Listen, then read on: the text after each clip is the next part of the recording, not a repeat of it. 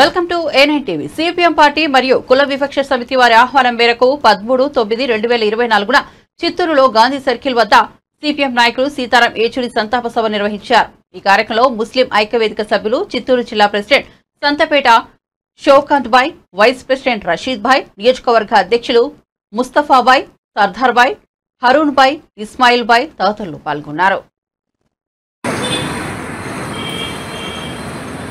ముస్లిం ఐక్యవేదిక Chittoor district president Shaukat మాట్లాడుతున్నాను.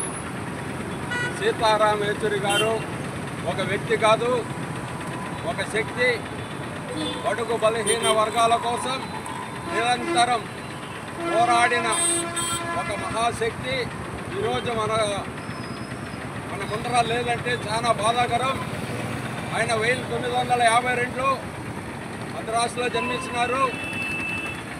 కుటుంబరీత్యా తెలుగు, వాళ్ళ అమ్మ నాన్న వాళ్ళు తెలుగు వాళ్ళు కావడం మనకందరికీ సంతోషమైన విషయం. ఆయన విద్యాభ్యాసం హైదరాబాద్లో కొంతకాలం జరిగింది. ఆ తర్వాత ఢిల్లీలోని నెహ్రూ విద్యాలయం, నెహ్రూ యూనివర్సిటీలో BA చేస్తున్నారు. అనంతరం MA చేస్తున్నారు. 1975లో ఇందిరాగాంధీ పాలనలో జరిగిన ఎమర్జెన్సీలో ఆయన నిరంతరం పోరాడి జైలు కూడా వెళ్ళిన అనేక సందర్భాలు ఉన్నాయి. అలాగే 1988లో పాలిట్ బ్యూరో సభ్యుడిగా సిపిఎంకు ఎన్నుకున్నారు.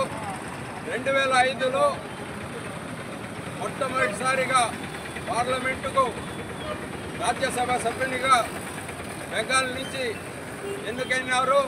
ఆ తర్వాత 2018లో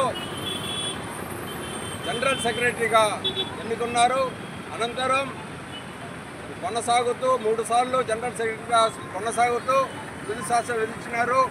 ఆయన 50 సంవత్సరాల జీవిత కాలంలో ఎప్పుడు కూడా ఏ పార్టీకి మారలేదు, ఏ పార్టీకి తొత్తుగా చేయలేదు. ఎప్పుడు కూడా ప్రజల పక్షంగానే నిలబడినారు. ఈ కాలంలో ప్రతి ఒక్క రాజకీయ నాయకుడు అమ్ముడుపోతున్నాడు. అలాంటి అమ్ముడుపోని వ్యక్తి ఎవరైనా ఒకరు ఉన్నారా అంటే మన సీతారాం ఏచూరి గారు. ఆయన ఈ కాలంలో లేదనే దానికి చింతిస్తూ ఆయన ఆత్మకు శాంతి కలిగించాలనేసి దేవుణ్ణి కోరుకుంటున్నాం.